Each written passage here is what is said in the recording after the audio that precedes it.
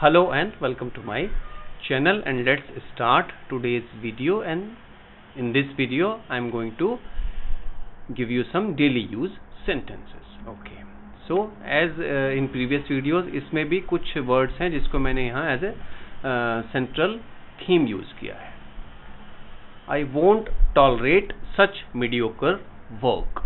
Mediocre का मतलब होता है लो स्टैंडर्ड का या एवरेज, आई मीन जो कि बहुत अच्छा नहीं है. So it's something which is of low standard. तो आई वोंट टॉलरेट यानी कि मैं बर्दाश्त नहीं करूंगा इस तरह के घटिया या निचले दर्जे के काम को. I am not going to tolerate, इसका भी वही मतलब है, मैं ये करने वाला नहीं हूं या मैं ये नहीं करूंगा. So I won't and I am not going to, they express the same meaning. Okay, so I am not going to tolerate such pathetic work. Pathetic का मतलब होता है बुरा या बहुत खराब. I am not going to tolerate such pathetic work, यानी कि मैं ऐसे बुरे या खराब काम को बर्दाश्त नहीं करूंगा. तो tolerate का मतलब होता है बर्दाश्त करना. You can tolerate such shoddy work, I can't. shoddy का मतलब भी होता है बिल्कुल बुरा, खराब, लो स्टैंडर्ड का, रद्दी, थर्ड क्लास. तो तुम इस तरह के बेकार रद्दी काम को बर्दाश्त कर सकते हो, मैं नहीं. Whoever tolerates him deserves a medal, यानी कि उसको जो कोई भी बर्दाश्त करता है. अब किसी को बर्दाश्त करने का मतलब है कि किसी का बिहेवियर है या किसी की आदतें ऐसी हैं. तो यहाँ हम बात कर रहे हैं एक ऐसे आदमी की जो मे भी बिहेवियर उसका बुरा है या उसकी आदतें बहुत खराब हैं. तो जो भी उसे बर्दाश्त करता है deserves a medal. deserves a medal का यहाँ मतलब है कि उसे, यानी कि वो बहुत बड़ा काम है, यानी कि किसी ऐसे व्यक्ति को बर्दाश्त करना जो बहुत मुश्किल है, उसको बर्दाश्त करना एक बहुत बड़ा काम है, यानी कि उसकी तारीफ उस काम के लिए की जानी चाहिए. The work pressure is getting intolerable. intolerable का मतलब है जिसे बर्दाश्त ना किया जा सके. तो जो काम का जो प्रेशर है वो बर्दाश्त ना करने लायक हो रहा है, यानी कि काम का प्रेशर इतना बढ़ रहा है कि जिसे बर्दाश्त करना मुश्किल हो या जिसे बर्दाश्त ना किया जा सके. This is an intolerable performance. यहाँ हम बात कर रहे हैं एक ऐसी परफॉर्मेंस की जिसे देखते रहना मुश्किल हो रहा है क्योंकि वो बहुत बुरा है या खराब है. So this is an intolerable performance. Intolerable एक एडजेक्टिव है, ये हमें बताएगा किसी चीज के बारे में, किसी नाउन के बारे में. तो यहाँ नाउन क्या है? परफॉर्मेंस. वो परफॉर्मेंस कैसी है? इनटॉलरेबल, यानी कि बहुत बुरी, जिसे बर्दाश्त करना मुश्किल है. He has become intolerable of late. Of late का मतलब होता है हाल फिलहाल में या पिछले कुछ समय में. तो पिछले कुछ समय में वो नाकाबिले बर्दाश्त हो गया है, यानी कि वो ऐसा बन गया है जिसे बर्दाश्त करना मुश्किल है. Okay, so that is about tolerate and intolerable. Now let's go to the next one. यहां मैंने वर्ड यूज किया है रब. इसको अलग अलग तरीके से हमने यहां हम देखेंगे कैसे हम यूज कर सकते हैं. It's like rubbing salt into one's wound. तो rub salt into one's wound का मतलब होता है जले पर नमक छिड़कना, यानी कि पहले बुरा हो रहा है उसके लिए और बुरा करना. तो ये इस सेंटेंस का मीनिंग हो गया कि ये तो किसी के जले पर नमक छिड़कने जैसा है, यानी कि हम किसी के साथ कुछ पहले बुरा हुआ है, उसके साथ हम और बुरा कर रहे हैं. तो it's like rubbing salt into one's wound. Let's not rub each other the wrong way.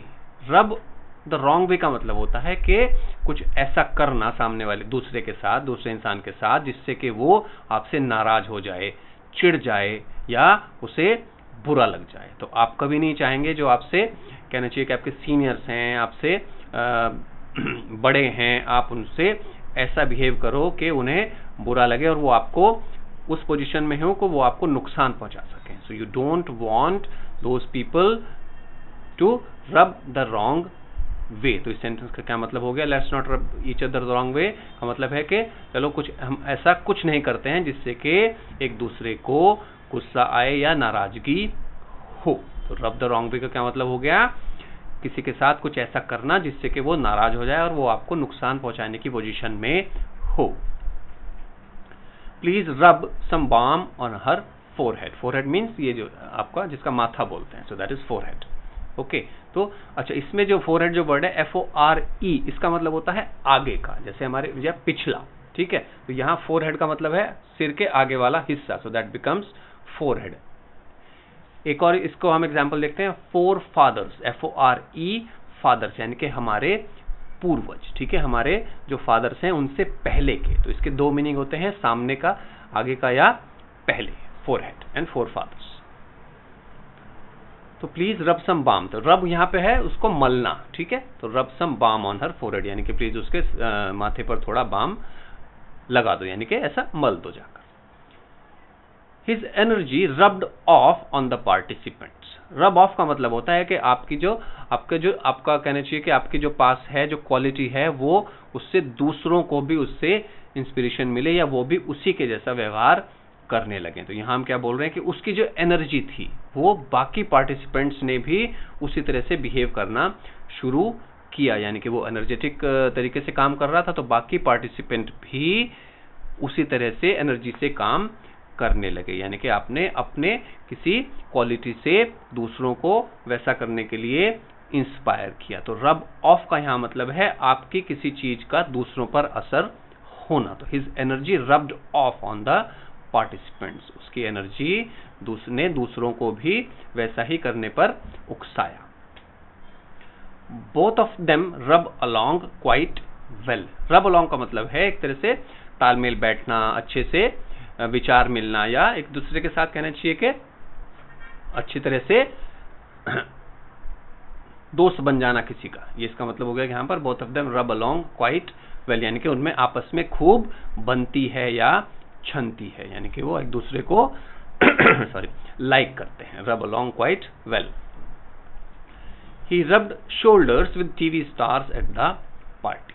रब शोल्डर्स का मतलब होता है मेलजोल बढ़ाना, किसी से दोस्ती बढ़ाना। तो यहाँ क्या हो रहा है कि उसने पार्टी में टीवी स्टार्स के साथ मेलजोल बढ़ाया, यानी कि उनसे दोस्ती बढ़ाई। तो रब शोल्डर्स, तो यहाँ हमने अलग अलग मीनिंग देखे रब के। रब सॉल्ट इनटू वंस वुंड, दूसरे के बुरा है उसके साथ और बुरा करना। रब द रॉन्ग वे, गलत तरीके से व्यवहार करना जिससे कि सामने वाला चिढ़ जाए। तो ये इस तरह की यहाँ हमने अलग अलग तरीके से रब को यूज किया। Now let's go to the next set of sentences. Don't play any tricks with me, मुझसे कोई चालाकी या होशियारी मत करो। इट वोंट वर्क, ये काम नहीं करेगा, यानी कि आप जो चालाकी करने की कोशिश कर रहे हैं मुझसे वो नहीं चलने वाला है। Don't play with her emotions, उसकी भावनाओं से मत खेलो।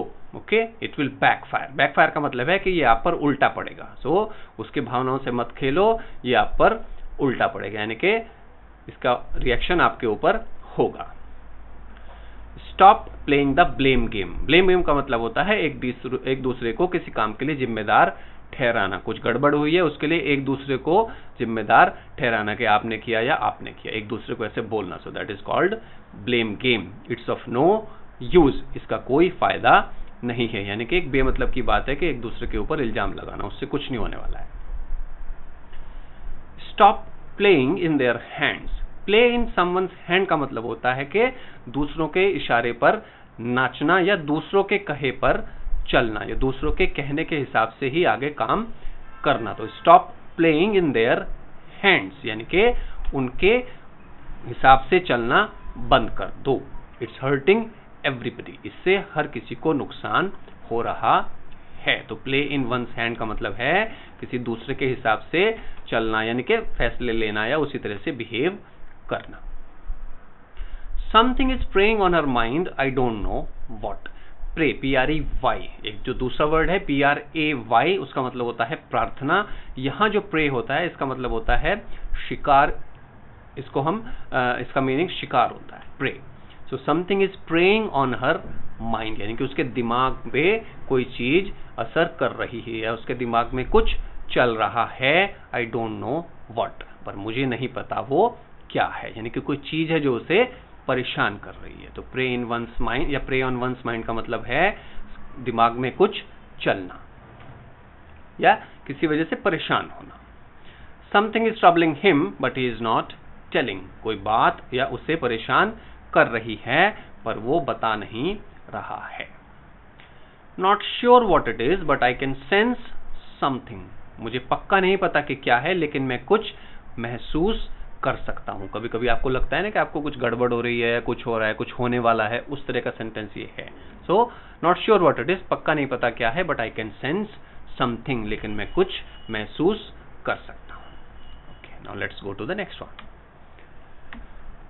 Okay, these are some simple ones. What is there to complain, इसमें शिकायत करने जैसा क्या है। ओके, कंप्लेन और कंप्लेंट का भी यहां मैं बता देता हूं आपको। कंप्लेन एक वर्ब होती है, इसका मतलब होता है शिकायत करना, और कंप्लेंट ये है शिकायत, ये होती है एक नाउन, यानी कि कंप्लेंट एंड कंप्लेंट्स ये नाउन है, शिकायत या शिकायतें। कंप्लेन का मतलब होता है इसका शिकायत करना, ये एक वर्ब है। Complain, complained and complaint. Okay, so what is there to complain, इसमें शिकायत करने जैसा क्या है। You seem to complain too much, तुम बहुत ऐसा लगता है कि तुम बहुत ज्यादा शिकायत करते हो। सीम का मतलब होता है लगना या ऐसा महसूस होना या दिखना, ऐसा लगता है कि तुम बहुत शिकायत करते हो, जरूरत से ज्यादा। टू मच का मतलब जरूरत से ज्यादा। I think you have complained enough, मेरे ख्याल से तुम बहुत शिकायत कर चुके हो। तो ये हो गई वर्ब की यहां पर हैव के साथ थर्ड फॉर्म। ठीक है, तो कंप्लेंट की अब बात करेंगे नेक्स्ट थोड़ा उसमें। Okay, will you stop complaining now, इसका मतलब है कि क्या अब तुम शिकायत करना बंद करोगे। तो यहां इन 4 सेंटेंसेस में हमने यूज किया है कंप्लेन वर्ब को। तो इसमें आप देखिए, ये हो गई आपकी फर्स्ट फॉर्म, ये भी फर्स्ट फॉर्म, ये है थर्ड फॉर्म, और यहां हमने यूज किया आईएनजी। तो ये हमने ऑलमोस्ट एवरी फॉर्म कंप्लेन की इसमें यूज कर दी, because it is a verb. Okay, so what is your complaint. ठीक है, तो बताओ तुम्हारी शिकायत क्या है, तुम्हारी क्या शिकायत है। तो ये कंप्लेंट का मतलब है शिकायत, कंप्लेन में आ जाता है शिकायत करना।